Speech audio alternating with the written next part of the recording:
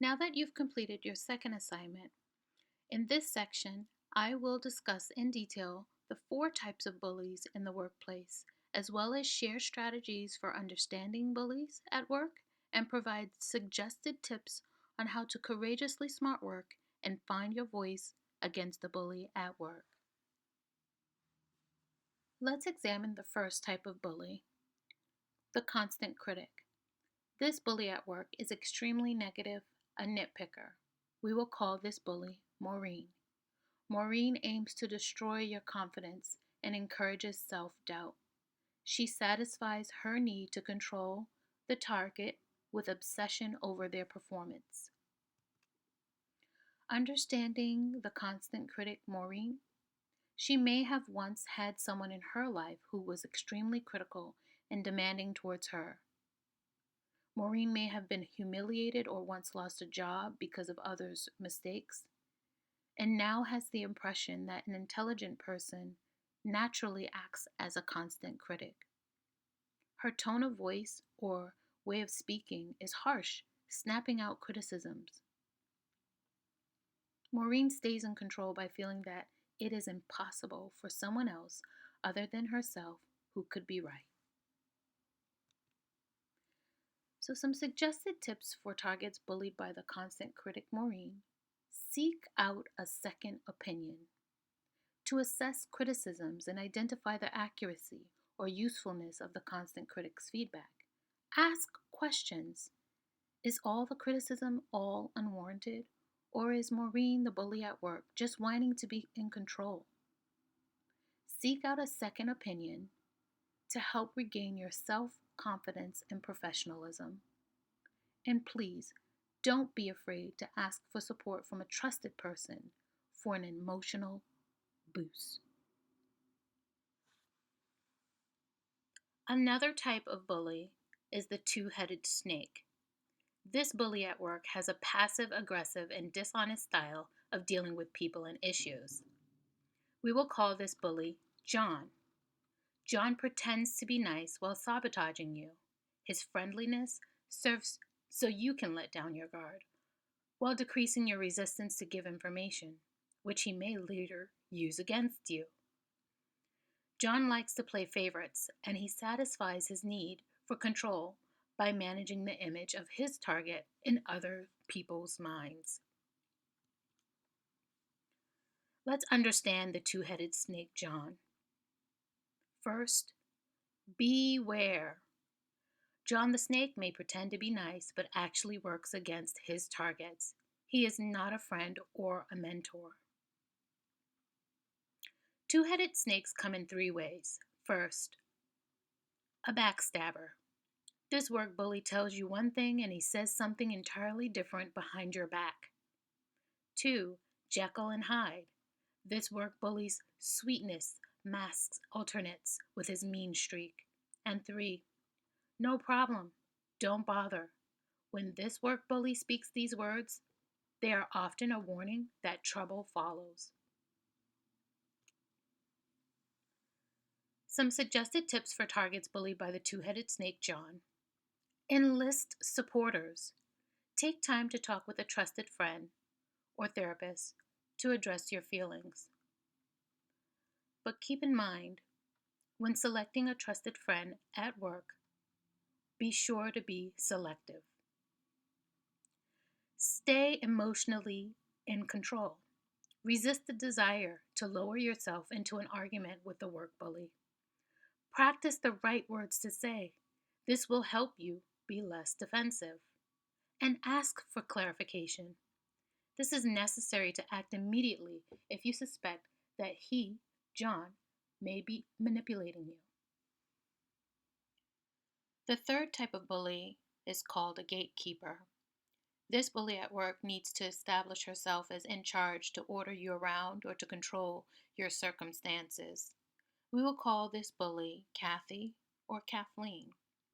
Kathy's most important aspect of work is to control all resources. This includes time, supplies, praise, approval, money, staffing, help. Kathy satisfies her need for control by putting herself in the middle of everything to make herself feel important. Let's understand the gatekeeper, Kathleen. She may be a former work friend. She may not always be the manager. She could also be your coworker. Kathleen's aim is to ignore you or exclude you to make you feel invalidated and worthless. She may deliberately cut the target out of work communications. This includes emails, meetings, or even ignoring your calls.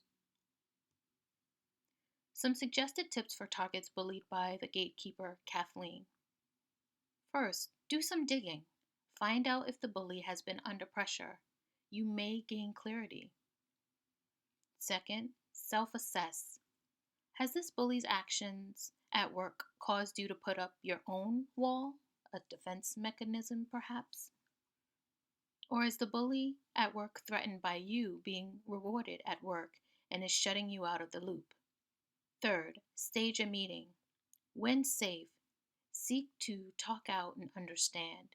You may require a mediator, as there might be resistance. And just know more than one meeting may be necessary. The last and fourth type of bully is called the screaming Mimi.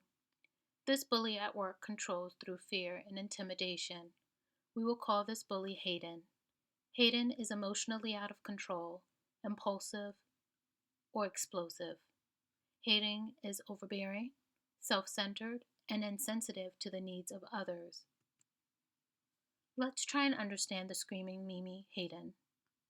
This bully satisfies a need for control by dictating the emotional climate in front of audiences who are expected to tremble. The screaming Mimi intimidates by throwing things or finger pointing, threatens job loss, constantly interrupts the target during meetings and conversations, yells, screams, or curses, saying things like, "I am the boss," or "do what I tell you." Some suggested tips for targets bullied by the screaming Mimi Hayden. Don't ignore this bully, as the screaming Mimi will see it as a welcome mat. Don't avoid the screaming Mimi, or they will target you more. Keep a journal. Get your anger out, right? "Don't ever talk to me that way again, you evil beast." See, keeping a journal in your private space, ideally in your home, allows you to release stress. It allows for you to cope. It allows for you to write out your anger, stress, anxiety, or fear. And lastly, speak up, be assertive, and find the right words. Say, "Stop. I don't appreciate being spoken to like this." For assignment 3, I would like you to journal and reflect. There are several writing options that you have. The first one is reflect and journal about anger, shame, or guilt you experienced as a target of bullying at work. This can help you acknowledge and release suppressed emotions. You can do this in your spare time, maybe while you're commuting home from work, or after you've had dinner with the family. Before you go to bed, take a moment to journal out your thoughts. The second one is that I'd like to ask you, and for you to write out, about a time you were bullied at work, and what did you do? And now that you've reviewed this class and the content and information about the types of bullies and the types of targets, with the information you have now, write out what you would do differently. The other option is you can write about what you felt when you were faced with the workplace bully. Maybe you didn't know that you were being bullied, or maybe you were an observer of someone being bullied. Perhaps you may want to recall which work bully type was against you. And now that you have information about the 4 different types of bullies, Consider and write out how you would protect yourself and practice this. If you recall in one of the slides presentations, that was one of the things that was recommended as a tip and strategy is for you to practice how you can protect yourself so that when you are confronted by the bully, you can feel comfort in responding confidently. Another option is, as a target, what target type can you relate most to? Are you considered a vulnerable person? Or perhaps you may be independent, skilled, bright, or maybe you're all four types. But if you identify closely more with one, write out why. What are the things that you notice about yourself? And lastly, how do you feel now that you know more about workplace bullying? I'm sure you may feel that your journal could be private thoughts.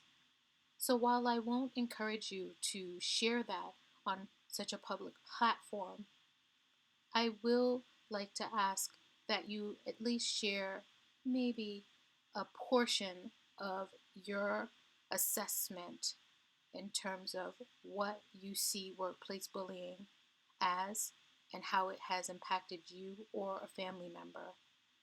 And this can be brief. And the reason why I ask this is because there are a lot of people like you, like me, like us, and it's helpful to share the information so that we can grow and learn, heal, recover, and relate. Thank you.